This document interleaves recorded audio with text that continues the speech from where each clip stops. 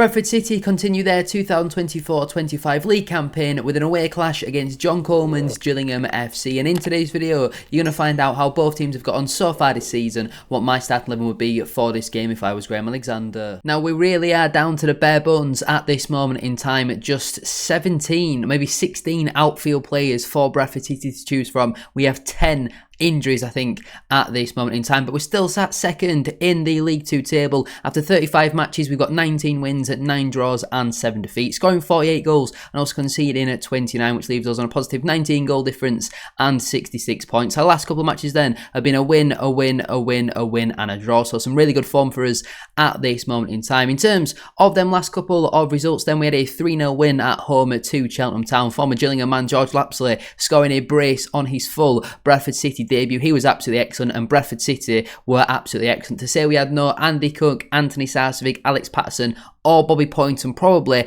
our 4 best players, and we've put on a performance that good. 25 shots, completely dominated the game. If that match would have finished 5 or 6, no, I don't think anybody would have really complained. And this is a decent Cheltenham side as of lately, and they've got some very good players for this level, so this was a brilliant 3 points for us. We also had, what on earth has just gone on there? Where have all my results gone? I don't know, but we also had a 2-1 win away to Salford City. Very dramatic fashion, this one, compared to Tuesday night. Michael Mellon scoring his first Bradford City goal in the 94th minute. He's now got 2 goals in his last 2 matches, but I don't think they were very good, to be honest. Very dirty team, very long ball. We weren't amazing. We had some really good chances, but really like that clinical edge in the final third. But teams who go on to get promotion turn these type of matches into victories, so well done to Bradford City. In terms of our last other matches before that, I don't know why I'm having to go all the way back to this point, who knows. We had a 1-0 win away to Bromley. Bobby Poynton scoring a late winner in that game. Bromley have won 5 of their last 6. The only game they haven't won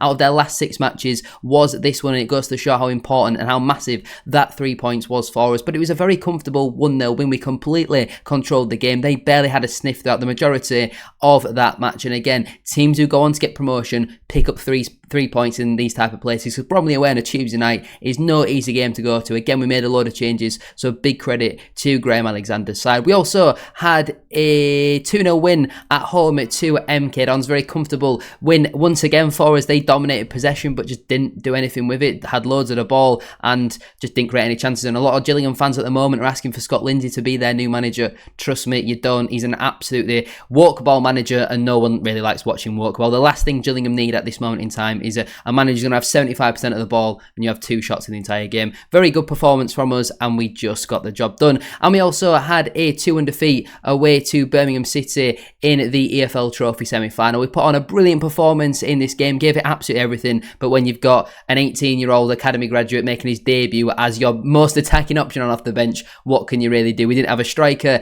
in the starting 11. We gave it absolutely everything, but unfortunately it just wasn't quite enough on the night for us. If we compare it though to with Gillingham FC, they're currently sitting down in 19th at this moment in time. After 34 matches, they've got 10 wins, 8 draws and 16 defeats, only scoring 29 goals so far this season. But to be fair to them, they have only conceded the 38. That is the least in the bottom 12 teams. From 12th downwards, that is the least amount of goals that any team has conceded, but they just simply don't score enough. They've got a -9 goal difference and have 38 points. Their last couple of matches have been a loss, a win, a loss, a draw and a draw. Them last couple of matches then been a 3-1 defeat away to Newport County. Bobby Camworth scoring a brilliant 21-minute hat-trick, and Gillingham just again defensively all over the place, not good enough for them. They had some good opportunities throughout the game, but just really lacking that clinical edge. And when you're 3-0 down after half an hour, to make no changes at half-time and then to make no changes throughout the whole entire match, I thought was very bizarre, in all honesty, from John Coleman. They also had a 1-0 win at home to Morecambe. I think this was their first win in like 12 or 13 matches, something crazy like that. And to be fair, judging by the stats, they definitely did deserve it. Morecambe didn't really lay a glove on Gillingham, and for what was potentially a relegation 6-pointer, I'm sure Gillingham felt a lot of relief coming away from that game with all 3 points. They also had a 2-1 defeat at home to Fleetwood Town. They actually took the lead in this game through Elliot Nevitt, a really good header, but a goal from Mark Helm and Ryan Graydon around 5 minutes or so in that half-time period. Mark Helm obviously scoring just before half-time, Ryan Graydon scoring at 5 minutes after half-time was enough for Fleetwood, and Gillingham just didn't couldn't get back into the game. Again, they had some late pressure, so the Fleetwood goalkeeper made some pretty decent saves, but on the whole, just another really frustrating day at the office for the Gills. They also had a 0-0 draw away to Carlisle United. I'm sure both teams would have liked all 3 points in this game. Again, both teams had some decent chances throughout the match. 29 shots, no goals. It's clear to see where both of these two teams have struggled for the majority of this campaign so far. And then just before that game, they had a 0-0 draw at home to Crewe Alexandria, even though Ryan Cooney was sent off with quarter of an hour left on the clock. Again, Gillingham have had loads of shots, not many on target, had more possession. To have more possession against Crewe, I think, is a big credit to Gillingham. The underlying numbers don't look awful for the Gills, but I think it comes down to their recruitment. They've spent a lot of money on just a very, very bang average, probably poor League Two side, and I feel like that is now being representative on the pitch. But considering what I've seen from George Lapsley on Tuesday night, how he couldn't even get into their matchday squad at times, I'll never know. He looks like a top player. So thank you very much, Gillingham. Before we do any further though with today's video, don't forget to drop a like on there for me and subscribe to the channel as well if you are new. Can we try and hit 70 likes as always on today's video? That'd be massively appreciated. And don't forget to get your thoughts in down in the comment section down below. What is your score prediction for this match? What would your starting 11 be as well? And don't forget to check out yesterday's Game Week 35 League 2 review and roundup if you haven't already. Now in terms of my team then for this game, because we've only got 16, 17 outfield players to choose from, we're kind of tied a little bit in terms of what we can select for this game. We should hopefully have 3 players back for next Saturday, but we'll come on to that later on in today's video. So I would stick with the 3-4-2-1 formation. In goal, I'd go with Sam Walker. Great for him to get yet another clean sheet on Tuesday night. Since the turn of the year, he is, I think, only conceded 3 goals, I believe. Absolutely outstanding. So big credit to Sam Walker and the rest of the defence. He's really turned it on since Christmas, and I've been very impressed with him recently. In terms of my back 3 then, at right centre-back, I'd go with Aidan Baldwin. Again, since Christmas, since that penalty incident away to Barrow on New Year's Day, I think he has been absolutely brilliant. He's now one of the first names on the team sheet. We've seen a lot of the defence, chopping and changing, the likes of Huntington, Shepherd, Critchlow, Byrne, Callum Johnson, all coming in and out of the side, but Aidan Baldwin has always started. I believe he's played every minute in those games. He's even done a job in central midfield at times as well. He has been absolutely excellent. I think he came off for maybe 5 minutes, the final 5 minutes away to Carlisle, but that's been about it. He's been absolutely excellent. So for me personally, I definitely would keep him in that back 3. In the middle, I would go with Paul Huntington. I think regardless of which striker Gillingham are going to play, we're going to need Huntington's physicality at the back. Obviously, if they play Hawkins, we're definitely going to need Paul Huntington, but if they go with an Elliot Nevitt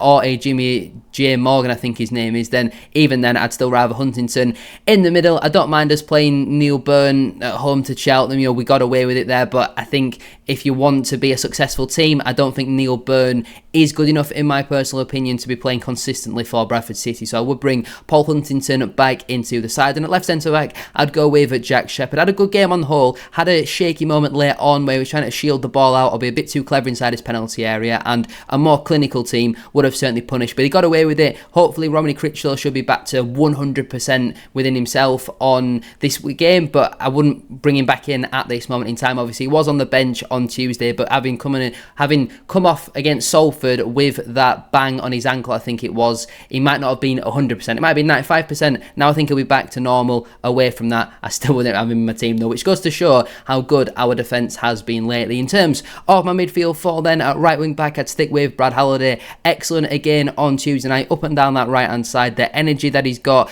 just a very, very good, consistent player. So Halliday would stay in the team for me. Obviously, with no Callum Johnson at the moment, maybe Jay Ben's going to get some minutes soon. I would like to see Ben come on for the last 10 minutes on Tuesday, but I can understand Alexander wanting to protect that clean sheet and maintaining a bit of stability in the defence. In terms of my 2 holding midfielders, I've gone with basically the only 2 that we've got available at the moment. Firstly, the captain, Richie Smallwood. He is the glue that we need in this team. We've seen that even when players like Cook, Sarcevic, Patterson are all coming out of the team, Bobby Poynton as well, we're still winning football matches, and I think a large part of that is down to Richie Smallwood. He's a big leader in the middle of the park for Bradford City, and I think he just holds everything together very nicely, so I'd definitely keep him in the team once again. And obviously he scored in this fixture 2 seasons ago, and partnering him, I would go with Brandon Cale. I thought that was probably his best performance in a Bradford City shirt. He has had 3 back-to-back starts and a couple of 90 minutes in there, which does concern me a little bit just because he's not played that much football before that. But with obviously Alex Patterson being out for the next couple of weeks, having had his appendix removed, and obviously Brandon Kayla is going to continue to have to at least start the games. I don't mind Baldwin playing in there for the final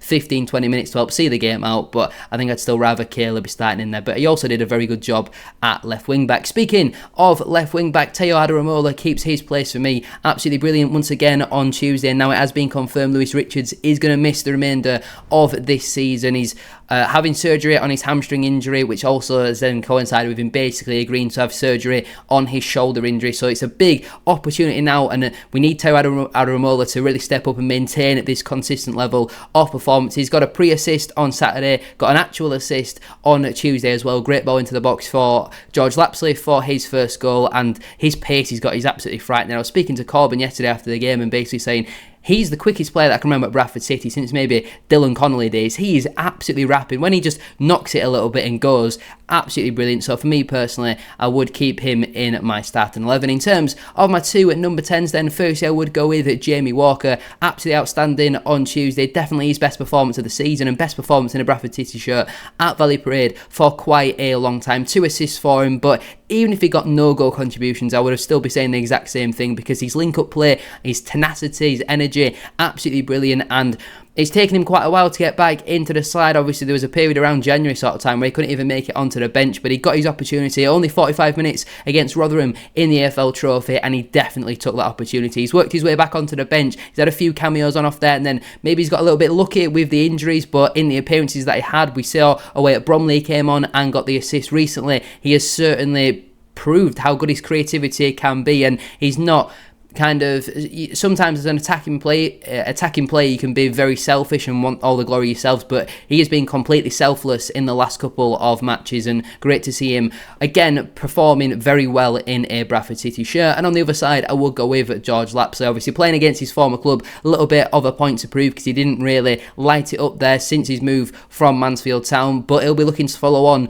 with his 2 goals on a full debut. Again, he's really struggled for minutes for the large part, was back on the bench for the first time in quite a while on Saturday, and obviously gets his brace on Tuesday as well. So I'd definitely like to see him start in this game. Aerially he seems to be a big threat, and maybe if we can play on somebody like a Max Amer, then I definitely think he could win quite a lot in the air against him, because I don't think he's a very good centre-half whatsoever. I think whoever plays in that attacking lineup, just target Max Amer, because I think he is absolutely pony. And as my striker, I would go with Michael Mellon. If Lapsley's not going to target Amer, Michael Mellon definitely should. He will beat him up. And this is, Michael Mellon's not the biggest, but we've seen him beat up some real big centre-halves over the last couple of weeks, and I think his size is maybe quite surprising for a centre-half because he's not the tallest, he's not the most physical, but he certainly puts himself about a bit. He links the play very well. I thought Tuesday, absolutely excellent. 2 goals in 2 games for him now, and he's really recently started to step up. I'm a big fan of Michael Mellon, so I would definitely have him leading the line once again because I think he's been playing very well recently. On the bench then for me is pretty much the only 7 substitutions that you can go with. I would go with Joe Hilton, Jay Ben, Neil Byrne, Romney Critchlow,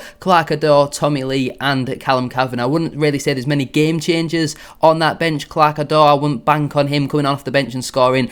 Neither I could say that about Tommy Lee, maybe Callum Kavanagh, but yeah, it does concern me a little bit, the lack of quality, especially going forward on that bench. The players currently unavailable then are Callum Johnson, who should be back for next Saturday. He's recently been back in full training. Same can be said about Kieran Kelly. I'm pretty sure he came back into full training today, so it's about seeing how he reacts to that training, because obviously he has been out for over a month, but all being well, he will be back for next Saturday. Obviously, I mentioned Lewis Richards, who is going to miss the rest of the season with that hamstring and shoulder surgery, which he is going to require. Tyreek Wright, obviously broke his nose, but all being well, he should be back available for next Saturday as well. But with the way Teo Adaramola's playing, I don't see how he gets back into this side. Obviously, Alex Patterson's going to be out for a few weeks, having had his appendix removed, which is obviously not ideal. Anthony Sarcevic had the hamstring strain on Saturday, so he's going to be out for a few weeks again. Big blow for Bradford City. And also Andy Cook, who obviously suffered that ACL back on New Year's Day. So only 2 players to miss out then would be 39-year-old goalkeeping coach Colin Doyle and